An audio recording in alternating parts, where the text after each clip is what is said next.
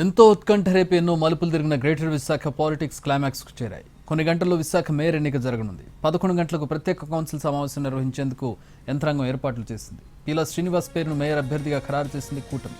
మరోవైపు deputy mayor స్థానం ఎవరికి ఇవ్వాలనే దానిపై మల్లగుల్లాలు పడుతున్నారు కూటమి నేతలు. సామాజిక సమీకరణల ఆధారంగా బీసీ గవర కులానికి చెందిన పీలా శ్రీనివాస్కు మేయర్ పదవి ఇస్తున్నందున డిప్యూటీ మేయర్ పోస్టు జనసేన నుంచి కాపులకు ఇవ్వొచ్చనే ప్రచారం జరుగుతోంది.